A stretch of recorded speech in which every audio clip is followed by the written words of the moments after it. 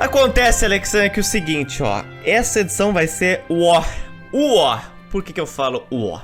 No final do século XVIII, o mundo tava simplesmente pegando fogo. On fire. Simples assim. On fire. A idade contemporânea, que começou com a Revolução Francesa em 1789, olha, foi marcada por grandes transformações sociais e políticas no mundo todo. A Revolução Francesa, a independência dos Estados Unidos, o início das guerras napoleônicas, assim como o processo de independência do Haiti, mostraria que o modo de vida do século XVIII passaria por uma grande transformação para o que seria o novo século XIX. Para muitos reinos europeus que tinham colônias na América, como por exemplo Portugal, Inglaterra, França e a Espanha, já estava claro não só que movimentos pró-independência estavam crescendo fora de controle, mas também os movimentos abolicionistas. Com a independência das 13 colônias da Inglaterra em 1799, que veio a se tornar o início dos Estados Unidos, muitos países de todas as Américas olharam para os pais fundadores dos Estados Unidos como figuras para se inspirar nos seus processos de independência. Eles olharam para os americanos e falaram: cara, é possível, olha só. Eu consigo. Chutaram um dos maiores impérios do mundo na bunda. A gente pode fazer o mesmo. Exato. Esses caras acreditavam que com determinação, com liberdade, era possível se livrar dos seus colonizadores.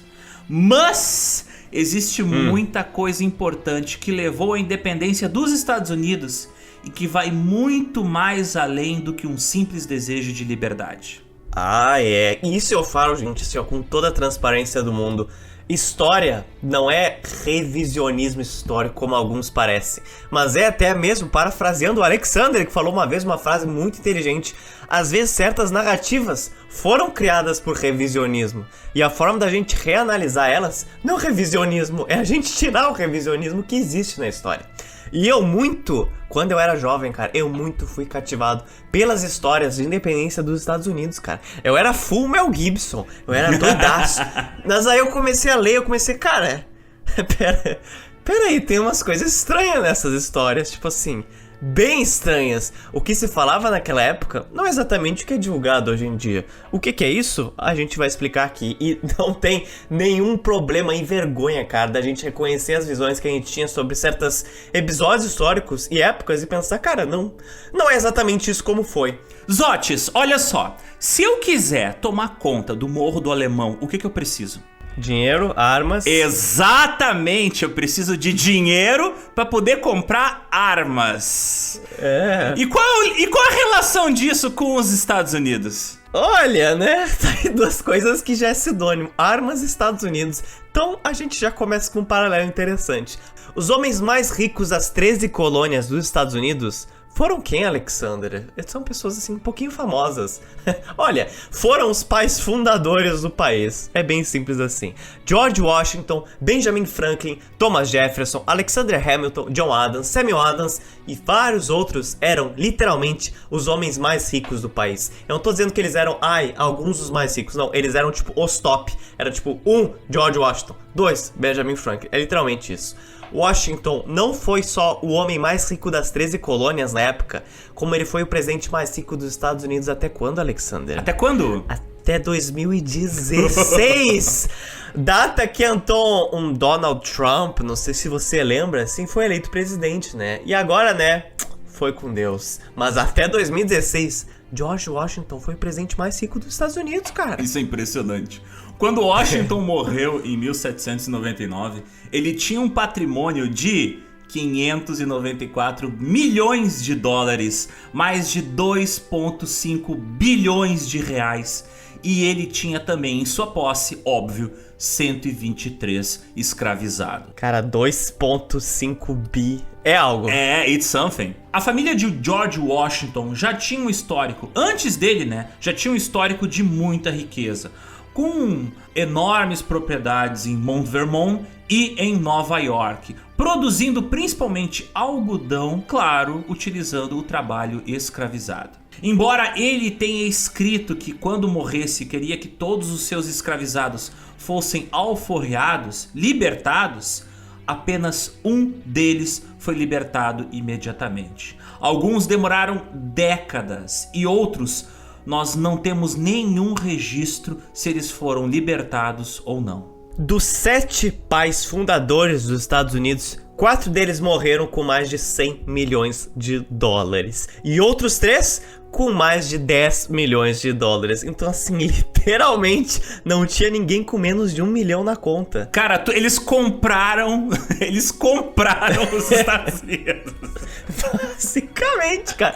Apenas 3 dos pais fundadores dos 7 não tinham escravizados, que eram o John Adams, o Samuel Adams e o Thomas Paine. E embora a Constituição de Independência do país foi escrita em 1787, dizia que todos os homens eram livres, na prática, né, de qualquer decisão, eles eram totalmente senhores do seu destino. Na prática a coisa era um pouco ali diferente, porque a escravidão, como a gente sabe, se manteve.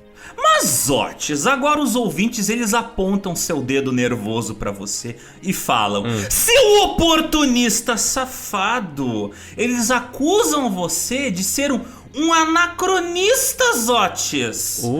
Todo mundo sabe que escravizados não eram sequer cidadãos nessa época. Então é óbvio que a Constituição do país não iria incluir aqueles não cidadãos no seu papel, no documento fundador da nação. E aí que entra um detalhe muito interessante, Alexander, porque por um lado isso é correto. A gente sabe, escravizados não eram vistos como seres humanos. Eles eram literalmente tratados, tanto na legislação quanto na prática, como gado, como boi, literalmente. Como propriedade. Mas por outro lado, no fim do século XVIII, a pressão dos abolicionistas em cima da escravidão já era bem grande por toda a América, principalmente nos Estados Unidos e na Inglaterra.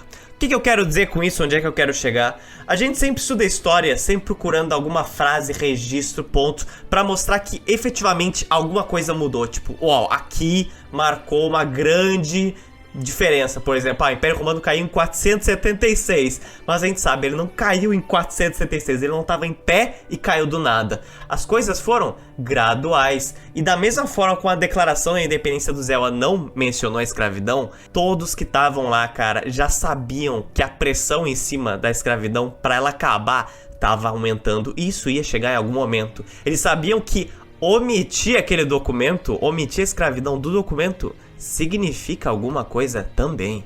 Mas por que eu digo isso então? Os Estados Unidos se tornaram independentes em 1776, mas veja só, 4 anos antes, em 1772, a Inglaterra tinha banido a escravidão dentro do seu próprio país.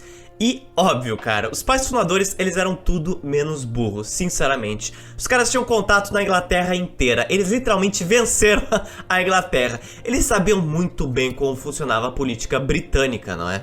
Ou seja, era só questão de tempo até a Inglaterra pressionar os outros países da América a parar com a escravidão. Seja para penalizar eles economicamente, o que ela muito bem fez, quanto para criar um próprio mercado consumidor dos seus produtos, algo que ela também fez mais tarde. E ajudar a tornar a escravidão ilegal na América foi exatamente isso que a Inglaterra fez nas décadas seguintes. A gente sabe muito bem disso. Na mesma forma como a Inglaterra restringiu o número de escravizados para o Brasil a partir da metade do século XIX, com o apoio que ela deu à criação da Lei Feijó em 1831 e a Lei Eusébio de Queiroz em 1850, ela fez isso com os Estados Unidos, mas no início do século XIX. Nos Estados Unidos era ilegal comprar escravizados direto da África a partir do ato da abolição decretado em 1807. Portanto, isso é 31 anos depois que os Estados Unidos se tornaram independentes. Toda essa volta que a gente deu só para dizer que a independência e a omissão de escravidão foi uma estratégia adotada pelos pais fundadores, que, cara, eles foram muito espertos. Os pais fundadores, eles se livraram do peso que era pagar impostos para a coroa britânica, né? Vocês estudaram isso, festa de chá de Boston, o imposto das 3 estampas, e agora toda a população do país tinha que pagar imposto para quem, Alexander? pro governo dos Estados Unidos, pro George Washington. Olha só, pagar imposto pros milionários. Exato, pra pagar imposto pros homens mais ricos das 13 colônias. O cara mais rico das 13 colônias era agora o presidente, o George Washington. Então, muito simples, ele parou de pagar imposto, mas agora todo mundo vai pagar imposto pra ele. E logo após a independência, os impostos que o Washington colocou era inclusive maior que os impostos que o Império Britânico colocou nas 13 colônias antes da independência. É sério, cara. Pouca gente comenta, mas os primeiros anos dos Estados Unidos pós-independente foi um caos. Todas as dívidas com a Inglaterra tendo que ser abatidas, George Washington metendo assim, ó, imposto, imposto, imposto, e foi isso aí. As primeiras décadas do país foram bastante complicadas, incluindo revoltas contra o próprio governo recém-iniciado, revoltas da população contra os impostos pelo governo americano recém-criado e problemas para o George Washington conseguir financiar um exército permanente. E o movimento abolicionista do país, que percebeu que os pais fundadores dos Estados Unidos jogaram esse discurso de liberdade como uma maneira deles lucrarem mais, baseado na exploração de trabalho de homens não livres, e bem, ele começou a não fazer muito sentido para os novos cidadãos estadunidenses. O processo de independência dos Estados Unidos aliviou os tributos que os ricos como Washington, Benjamin Franklin e Thomas Jefferson tinham que pagar aos britânicos. Mas agora os Estados Unidos estavam endividados com a França e com outras coroas europeias que os ajudaram a financiar a guerra de independência contra a Grã-Bretanha. Somado a isso, a Guerra de Independência dos Estados Unidos contou com uma grande quantidade de escravizados que ajudaram, que lutaram contra os ingleses na promessa de serem libertados pelos seus proprietários ali nos Estados Unidos. E alguns deles, de fato, foram alforriados.